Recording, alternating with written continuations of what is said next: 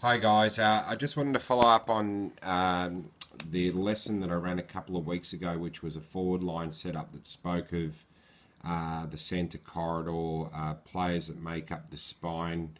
And like I said, I was always going to intend to follow up with a couple of other lessons. This one being a lesson on backline setup and structure. Uh, so just I guess a couple of things. What I want to do is firstly just run through some of the positions. So our positions as we know them, we have our back pockets either side. We have our full back located in the middle. We have our half back flanks being either side, and we have our centre half back that takes this position.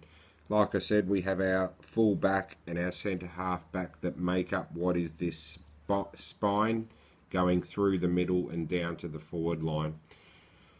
It's really, really important as a backman to, as you boys know, and we speak about a lot, but we always speak of manning up, and whilst these positions sit in this configuration, as it's not always the way it's played. What is the most important thing is that when backmen go out to their positions, they identify who their opposition number is, and that they remember that number and always know where they are. So we know that during normal gameplay, that in a back line, what the most important thing is that these players that are responsible for an opposition player, who is the circle, is that they are always making sure that they are on them. And as a backman, there's a couple of rules of thumb, whether or not you play in front or behind.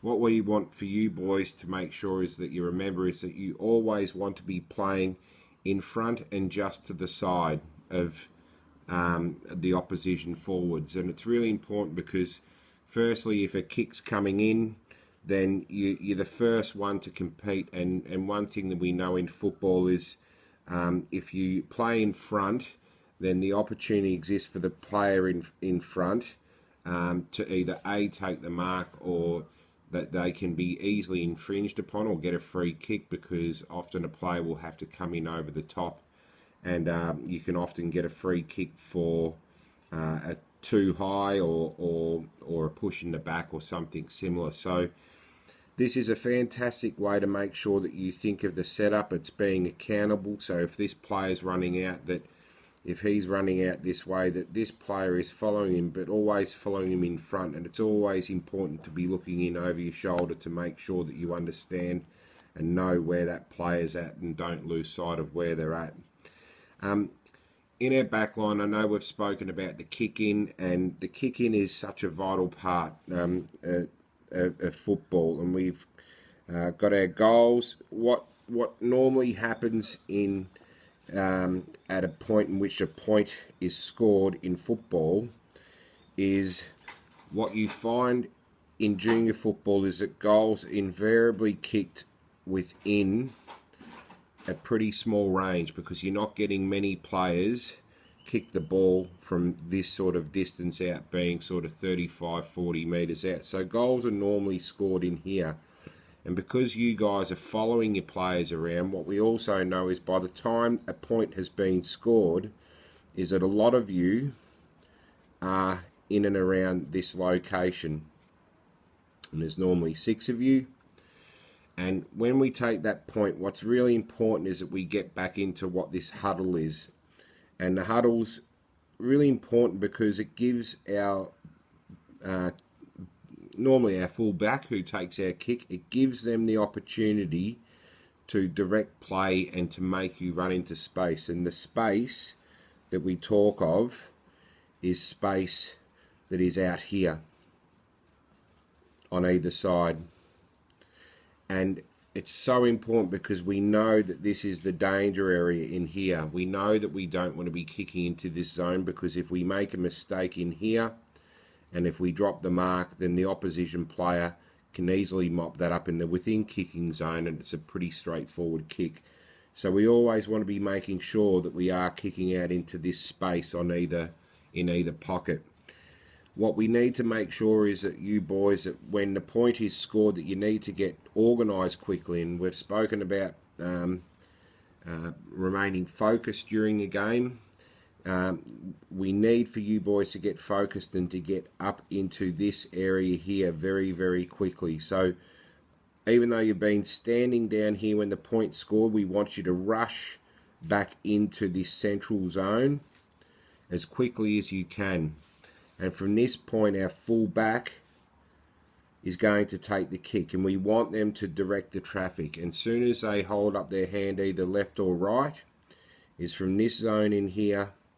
If the play was going to, if this fullback was to kick in this direction, what we want is for you to be leading hard out into this space. And we want at least 3 of the remaining 5 backmen running out into this space. And that gives us the best opportunity to clear it, because if we're in a huddle, then what we know is that if we're all standing here, the opposition players are also all standing here normally. So the harder we run out into this big vacant area out here either side, the more opportunity we have to take a possession out here and to then run and kick the ball down the flanks. So it's a really important part of it. At the same time, when we've run out that way, there's something that we need to always remember. And that's that whilst we've got players that have run out in this direction, ready to take the mark, if the ball spills to the ground, we still need a couple of players staying back in this zone. We've got our kick-in player, but we still want to be making sure that we've got players that are remaining in this zone in case we lose possession out here and there's a quick kick that comes back in. So it's making sure that we've got enough numbers. But the huddle's just such an important part no matter which side we go. It's an important part to learn efficient kicking in. And it's an important part to make sure that we can clear the ball adequately and start moving it down the ground. Once we get it into this centre zone, then we can absolutely start to look at bringing the ball more centrally or wider back down our midfield and moving it into our forward line. So that's a little bit about backline structure. It's not the only thing about backline structure, and there's many things that we need to consider, but a couple of rules, as I said.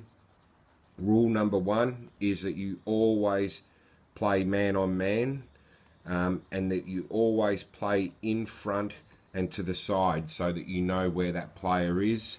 Rule number 2 is that we don't kick into this danger zone. That's also another important rule. And rule number 3 is that we always make sure that if the kick-in is coming, is that we always make sure that we've got a couple of players left out of the 6 to protect what is this kick zone if we lose possession either side.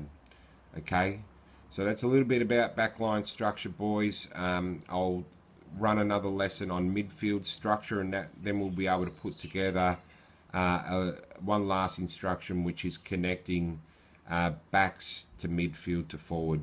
Thanks, boys.